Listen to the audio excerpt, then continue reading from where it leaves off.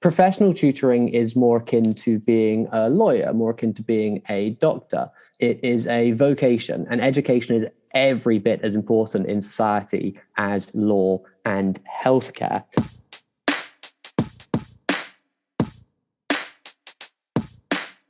I realized early on I'm not going to be, unfortunately, the next Aristotle or Einstein, but I hope that maybe I can help to mentor one of them. I think it's really important that there are tutors earning over £100,000 or educators in general.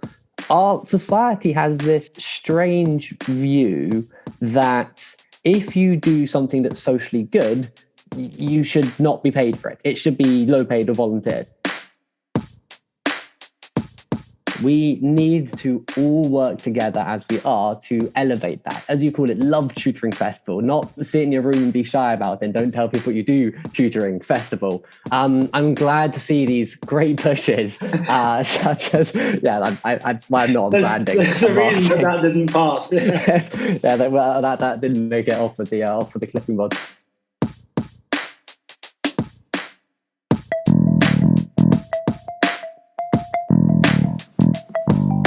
Hello and welcome to the Qualified Tutor Podcast, the podcast that brings you the latest in the world of tutoring, edtech and education, and hopefully inspires in you the big change that each and every one of us is capable of.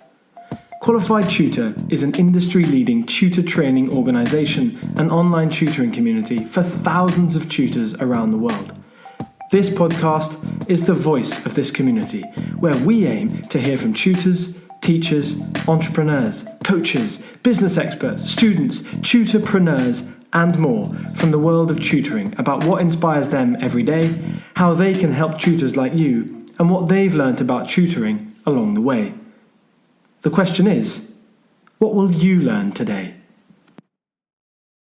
Hello and welcome to the next episode of the Qualified Tutor Podcast. My name, as ever, is Ludo Miller, and today we are welcoming on a pretty special guest. Richard Evans is the founder of The Profs, winner of several prestigious awards within the business and tutoring world, including, and Richard's smiling here, I know, because I'm going to run through a few of the achievements of The Profs over the years, including Guardian Startup of the Year, Education Investor, Best Private Tuition Provider, and the Telegraph Trade Awards Most Innovative SME Exporter, which is quite the roll call. Richard and his brother Leo started their careers as lecturers and tutors, before recognising that the tutoring market lacked a real big player in the university and professional tutoring market. And that's where the Profs came in. And today, the Profs network counts thousands of high-quality, professional, motivated tutors. Richard is an ambitious and visionary leader, it must be said, and today, if we're lucky, we'll be getting a taste of Richard's vision for the future of tutoring. Oh, and the Profs are also partnering with Qualified Tutor to bring you Tuesday at the Love Tutoring Festival 2, the theme of which will be the business of tutoring. So that's Tuesday, the 25th of January, 2022, including speakers such as Ben Caulfield, Alex Asher, Sharon Corley, and the wonderful Michael Bungay-Stanier, as well as Richard himself. So don't miss out on that either. But a huge welcome to you, Richard, today. Thank you for joining us. Thank you so much for having me. You're far too generous and cannot wait for the Love Tutoring Festival in January. Looking forward to that. Yeah, that's going to be bigger and better than LTF1, which we held for the first time in June of 2021. So, Richard, if that's okay with you, we're going to dive into the first question, which is one of my all-time favourite questions, if I may say so myself, which is, Richard, what is your why as a tutor? Oh, great question. For me, it's got to be about the long-term progress of the student. I strongly believe, to quote The West Wing, that education is a silver bullet. I believe that education can support the solutions to all of the world and humanity's challenges, and there are certainly a lot of them facing us right now and ahead. I realized early on I'm not going to be, unfortunately, the next Aristotle or Einstein, but I hope that maybe I can help to mentor one of them. And for me to be able to do that as a tutor, it was to move beyond the pit or hole that the student was currently in. To explain, often a parent would come to me, or sometimes a student themselves, and say, I've got a B prediction in GCSE maths, and I really want to get that to an A or an A star, now level 7, 8, or 9, showing my age there. And a lot of tutors, myself included, when I was more junior, would say, okay, great. And I'd help them hopefully get that A or that A star, and certainly to improve their confidence and the other great things with tutoring. But then I'd stop and the tutoring would stop. And I realized that's not what a tutor is about. The question I should have asked and started asking, and this is when my career really turned into a career rather than a bit part job, was why? Why do you want that high grade in GCSE? Oh, so I can be set up and do maths or further maths at A level. Great. Why? Oh, because I'd like to go to a top university like Oxbridge or LSE. Why? Oh, I don't know yet. Cool. Well, why don't I help you with some of that as well as doing the GCSE maths? I can also, by the way, help you with A level. I can also help you get into university, and I can also help you with career mentoring. And when I started doing that, I started deepening my relationships with these students, and I started working with them for 6 or 7 years, not weekly necessarily. And often there'll be breaks, and not just school breaks, but long-term breaks where I might not see them for a year. But one by one, they'd all come back eventually and ask for help or guidance. And I'm still in touch with many of those people. And many of them are far more qualified than me now with their MBAs and going into C-level positions in companies. And that's really, really exciting part of that process. So for me, it is the long-term vision of how do I help someone to realize what they want to achieve in life and give them the tools and skills to achieve that. Are you still taking new students, Richard? I am. I take about 2 or 3 per year, unfortunately, because I had some other responsibilities. But I intend to always keep true to my roots. I love tutoring and always keep on a couple of students at least to help them out. Awesome. So is there an application form to become your next student, Richard? Because you have to speak to my agent. I'd be interested in passing an eye. No, that's a really thorough one and a very valuable one as well for other tutors out there who are not only questioning why they do what they do, but are also looking for ways to motivate their students. So thank you very much, Richard. Now, the profs. This is obviously the business that you and your brother founded. Your network has tutors some of whom earn over £100,000 per year.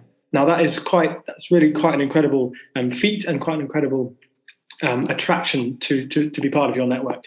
How do your tutors manage this? How do they manage that sum?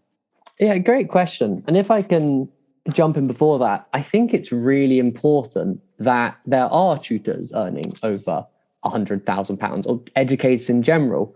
Our society has this, particularly in Britain, this strange view that if you do something that's socially good, you should not be paid for it. It should be low paid or volunteer. Nursing, teaching, care work, the amazing people who look after the elderly. There's something strange about, because it's good for society, it shouldn't be paid. That should be reserved for and banking and finance. Not to say those aren't also important and good for society. So I think education in general is massively, massively, massively under invested in and underpaid. So with tutoring, I was keen with my career to help elevate tutors beyond bit part jobs, and it's seen a bit like babysitters and peer learning, as good as it is. That's having kind of university students who are 19 doing a couple of hours in the evening. That for me is not professional tutoring. Professional tutoring is more akin to being a lawyer, more akin to being a doctor. It is a vocation, and education is every bit as important in society as law and healthcare.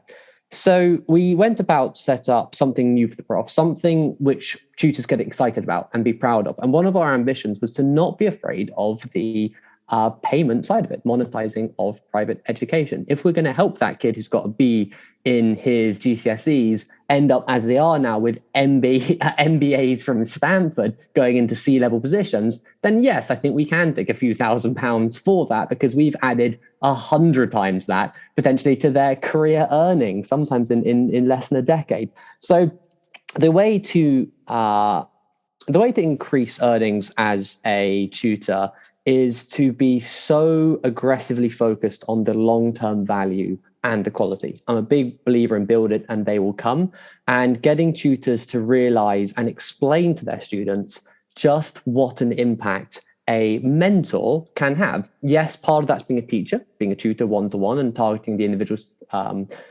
weaknesses, but also promoting their strengths, building their confidence, and helping them to build a map of their future. And through doing this, we found that we worked with the same clients for years and years and years. And very quickly, I wasn't able to support these students because they needed more help in more subjects. So that's how the profs came about very organically, working with other professionals, allowing them to each specialize in accounting, economics, finance, each of us being the best we could. It then unlocked daytime hours. My brother, certainly visionary in online tutoring, he created and pioneered BitPaper, one of the leading online whiteboards, and he was well ahead of the curve on online tutoring. And so we tried to turn tutoring from this bit part profession that was done in a few hours in the evening and weekends and very antisocial at £30 an hour. I used to eat lunch on the tube every day with a sad, expensive Pret sandwich. That was miserable.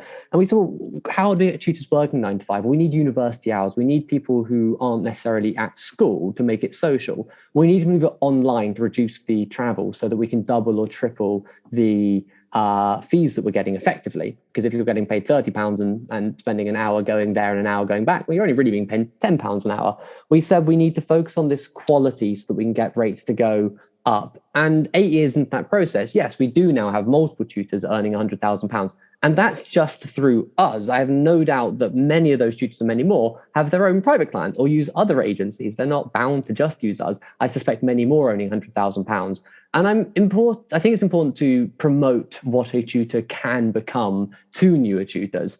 And one last thing I'll say, which I'm really excited about, is partly with maybe the NTP and more VC money coming in, but I am seeing tutors come straight out of university. That is, I'm seeing people leaving the law profession, leaving the 14 hours there, the banking profession, to become professional tutors and actually earn more money. And for me, yeah, fist bump indeed, that is so important. We're saying, I want to be a tutor, because I was a bit ashamed of it almost, but I said, you know what, I love it. I'm just going to stick with it and see where it is. And I really want others to finish university and not be ashamed of it and say, I am a professional tutor. I'm sticking my flag into the ground, and let's see where it leads.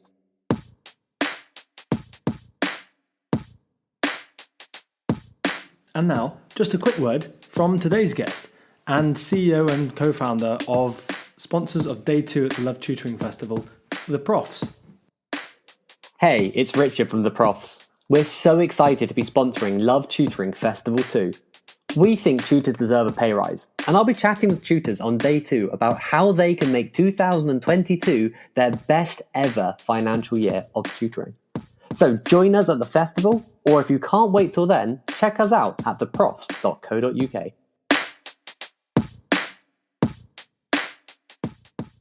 You mentioned a lot of things there. That was, I feel like, if you weren't bound by the constraints of a podcast episode, that could be a whole episode in and of itself. But I want to pick on one point in there, which is this idea that tutors can remain tutors for their career.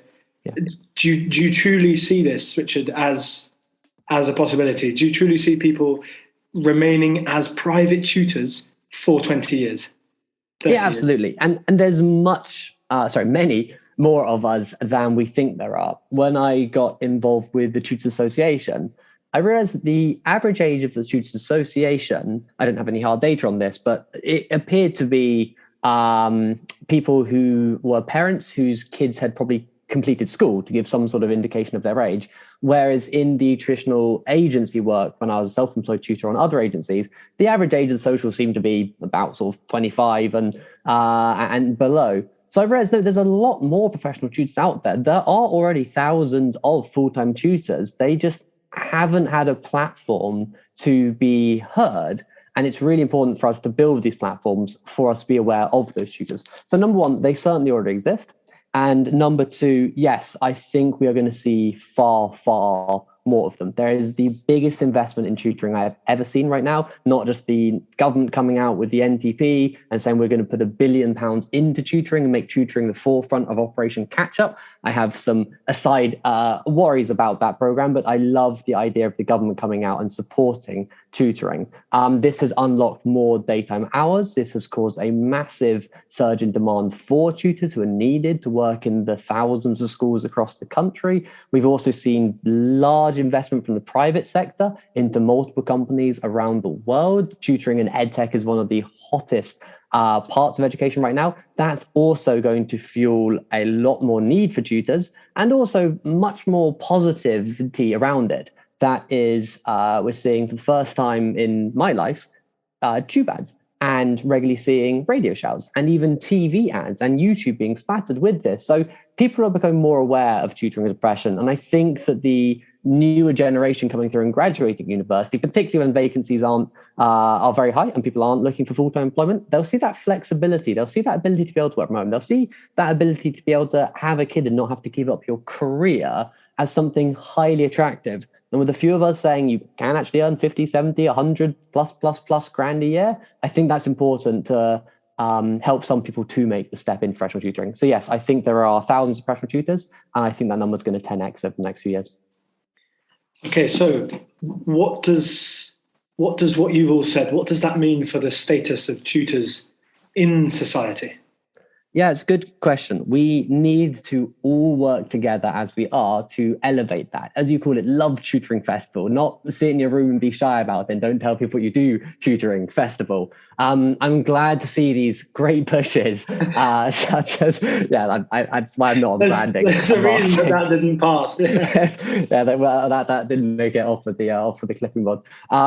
We are seeing tutors being proud. This has been my call to action on all the podcasts and webinars that I've been on or even paneled and hosted over the years, is just go on social media. When you get a success from your student, just go and tell. Even if you have 10 friends on LinkedIn, go and tell them about it. Be proud of what you do. So there's a lot of parts of this. And I wonder if the average new tutor is even aware of how important it is for people like Qualified Tutor, for people like Tutor Association, for those of us trying to run really professional agencies to promote the good side of tutoring. Tutoring used to just be super tutors on yachts going around and having affairs with parents. And that was not good for our image of the super wealthy, rich, dumb kid. And it wasn't good for the students because it was perpetuating the false stigma around tutoring that it was for rich, dumb kids. I often make the comparison to gym. When companies like Gymbox came in and got investment, gyms when I was young were where fat old blokes went to go and lose some weight, right? Whereas you ask anyone, close your eyes and think of a gym going out, most people think, funnily enough, probably female, super athletic, banker, doctor, right? They changed the image, not of gyms from these sweaty old creepy places, but to really exciting places. And they changed the type of person who went it from person who's overweight to person who's healthy. And tutoring is, I think, halfway through this process of it's not about stigma. It's not about kids who've fallen behind. It's about those aspirational kids I talk to, looking for MBAs, looking to be C-levels, and looking for their long-term investment in education. So we've all got a part to play in that. I think it's really important that we promote it as individuals and we band together with those industries, with those companies who are managing that banner high and get now government attention, get government investment, get newspaper and media buy-in. We've got to change tutoring away from the shame product into something that's good. Because my question to everyone is, why would you ever shame education? Education is always good. And we are tutors. We provide education. There is nothing to be ashamed of. Listen closely, listeners, because this is important stuff that Richard is saying here. And I'm going to just tease these things out of you a little bit more, Richard. Where can tutoring be by 2030? So we've got a bit less than 10 years. I'm amazed at how far it's come in the last 10 years, particularly prevalence online tutoring. I think that tutoring in 10 years' time will be plugged into the main ecosphere of education. I think that schools will continue to always have some private tutoring, probably delivered online as a percentage and a growing percentage of that education. So I think that's going to be very important. The tutors and teachers are working very closely together. The teacher is in charge of getting the mean student up, the average student up. The tutor is looking at those individual weaknesses and strengths. I think it was going to stay online very much. I think the tools that we use are going to massively evolve to make our tutorials far more engaging. I think gamification is going to be brought into tutoring in two big ways. Number one, having more fun educational content, not just textbooks and case studies, but actually having things that people can play around with. So I always use the example of if a maths teacher is trying to show graph theory, the worst way you can actually teach graph theory is with pen and paper because it is static. You can only show the graph at one point. The whole point of a graph is it's showing hundreds, in theory, infinite numbers of points. So when you use technology like a computer, you can show what a graph is really showing, which is this growth over time of all these different points. And that's far more important to understand that a graph is not static. Same with things like pie charts and how we interact with those segments. So I've been bringing technology into my tutorials for years, and I can now teach some concepts like graph theory in about 15 minutes that would really take me probably an hour and a half to get into the student's mind when they can see it. Even more importantly, I think the gamification of progress is important. So how do we get progress? Well, you might get a report card. You get an exam at the end of most years. And I think we are overly examined in the UK.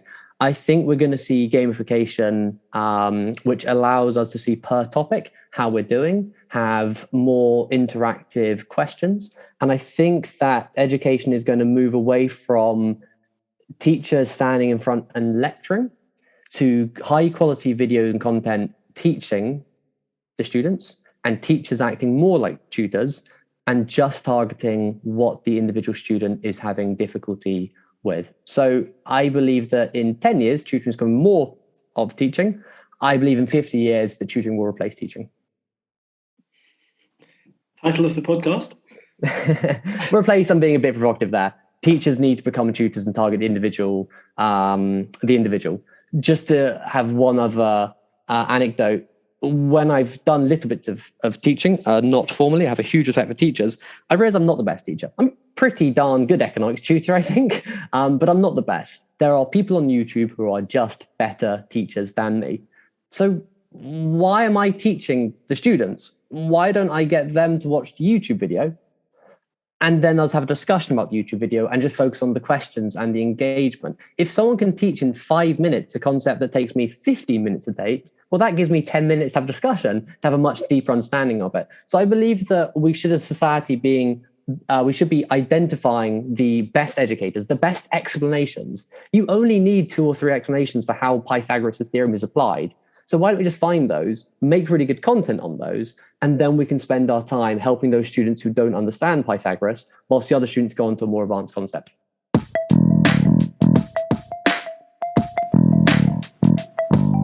For those of you who know the Love Tutoring Festival, you'll be delighted to hear that we're back. From Monday the 24th to Friday the 28th of January 2022, the Love Tutoring Festival will return, bigger and better than ever. For those of you who don't know what I'm talking about, you're in for a real treat. The most loved festival in tutoring, the Love Tutoring Festival is a 5-day online celebration of all things tutoring, with some of the biggest names in tutoring, education and pedagogy, and hundreds of committed and motivated tutors from all 4 corners of the globe taking part. It really is the biggest party in tutoring. We will again be working on a freemium ticket model this year, with all events totally free, apart from our famous and ludicrously inexpensive CPD accredited workshops. You can find out more, including the confirmed speakers so far, how to grab your place, and key information on our wonderful sponsors at qualifiedtutor.org/Love Tutoring Festival. Let's raise standards in tutoring together. I think YouTube is a wonderful resource for that kind of thing. It's important not to get lost in there, but yeah, you can go down holes, but YouTube is educational, right? This is massively misunderstood. YouTube, even when I'm in my own recreational time, most of the YouTube videos I watch are probably teaching me something, often deliberately. I'm trying to learn a new skill. So I taught myself to code entirely through YouTube. I've taught myself to be a better dog owner entirely through YouTube. And we may not think of these as educational, but they are educational. I think YouTube is the most valuable educational resource ever created. And I'd like to see YouTube come out and realize that a bit more and talk a bit more about it in its own messaging, because we do learn things from these fantastic videos. We vote them with our eyes, with our like button and subscribe. So the best content typically rises to the top. And there's so many amazing ways you can learn things for free on YouTube. So I encourage my students to spend as much time as they can educationally on YouTube, because a YouTuber can probably explain it faster than I can. Come to me afterwards with questions. And maybe to preempt the next question, well, isn't that destroying the value of a tutor? No, it's understanding what the value of a tutor is. I am not a teacher. I'm not a very good teacher. I'm a really good tutor. I'm a really good mentor. I build systems and structures to get my students to teach themselves. And I keep on that mentoring process for multiple years until they have outgrown me. So, Richard, off the back of what you've been detailing about what the future of tutoring may look like and the future of what a tutor should view themselves as, what's next for the profs? So we are leaning into this pretty heavily. Are you purchasing YouTube? We're not purchasing YouTube. We approached them, but funny enough, we couldn't quite afford them. Couldn't meet their demand. Google drives a hard bargain, and thank goodness, because YouTube, I hope, does remain free. Although I could do with a few less ads in between my learning, but they've got to get paid for it, of course. No, we are leaning very heavily into this. What I can say is, I talked about what tutoring as a profession needed. I said we needed to have more scalability. We needed to move online, or have the option of online, to reduce travel time. We needed to allow people to specialize through, I believe, agencies or word of mouth is the best way to do this, in one or two subjects to really improve their quality. If you're trying to tutor 10 different subjects, the amount of prep you need is far too much. Better to specialize in one or two. I have never taught more than two individual modules at any point in my tutoring career. I've changed every few years for a bit of variety, but I've really specialized and become the best I can possibly be in economics A-level Unit 3, economics A-level Unit 4, now trying to help people get into London School of Economics for master's programs in management. I'm really, really, really niche, but I'm possibly the best in the world at that. And that's really important to be able to have the success rates to back that, which leads to my point. The bit we haven't been able to do is show that we are good. So the profs is looking very heavily at how do we be able to prove we have the best tutors? We believe we do. We have the highest compensation rates. We have the highest reviews on Trustpilot. We have all these lovely awards, but that's not enough for us. We want to be able to put a stamp on it and say we are the best. So we're going to be moving heavily into success tracking so that you can actually see the probability of success from your return on investment. And can we push that further using big data to estimate the cost of success? Can we price the chance of a grade increase, price the chance of you getting the Oxbridge accurately, and show that we do it far cheaper than anyone else in the system? These are big, bold steps for us. So we want tutors a bit like professional barristers. They have a win rate, and that's very important. We want tutors not to just be able to say, I'm a great tutor. I want to be able to back it up and be able to say, of the 9 students I worked with over the last 2 years who applied to LSE and Imperial, every single one of them got in. And that is why I charge these rates. And that's what you're investing in. And I think if we can get the entire industry to start doing that, then very quickly the best tutors will rise to the top, just as those good content videos on YouTube rise to the top. Nice linking. That's a good tutor right there. That's a very good tutor right there. Richard, thank you so much for taking the time to explain a little bit about your background, about the future of education, and giving us an insight into what is coming next for the profs, because you are a leading light in the tutoring market, and you are a standard at which other agencies should be aspiring to. So let's hope that they come across this. Let's hope that they are inspired by this. And let's hope that your journey to changing the face of what tutoring can achieve, both in this country and internationally, is able to be supported. So if you enjoyed what Richard was espousing here, his ideas, his thoughts on tutoring, there are several places that you can find out more about Richard. You can head to theprofs.co.uk to join the Profs Network, become a tutor for the Profs today. If you think you have what it takes to be a Profs tutor, you can hear Richard talking at the Love Tutoring Festival on Tuesday, the 25th of January. He has a wonderful keynote slot just after lunch, of course, if you enjoyed the show, you can head to ratethispodcast.com/qualified tutor podcast, where you can leave us a little note to say what you enjoyed or what we could improve as ever. Richard, thank you very much. Thank you so much, Ludo. Cannot wait for the festival. And I absolutely love tutoring and all the positivity that you and Julia are bringing into the industry. Can't wait to watch the next one. Awesome. That's your message for all of you listeners. See you next time. Thank you very much. Thank you. Now, just before we close today, I wanted to let you guys know about a new feedback and commenting feature we have made available to everyone and anyone.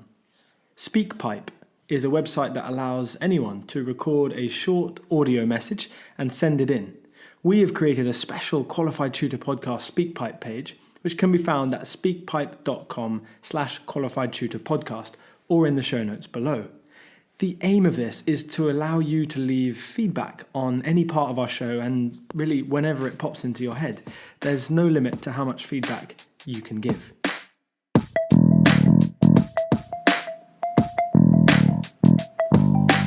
Thank you for listening to this episode of the Qualified Tutor Podcast. Whether you're a regular listener of this podcast or you've just stumbled across it, join the Qualified Tutor Podcast group within the Qualified Tutor community to stay up to date with our latest news, offers, workshops, and of course, simply to meet other tutors like you. Whatever your level as a tutor, our training courses will be the next step in your professional development. Visit qualifiedtutor.org/training to find out more about our CPD accredited and Ofqual recognised courses, the first of their kind in the tutoring industry. Your student deserves the best tutor possible. Make that happen today by joining Qualified Tutor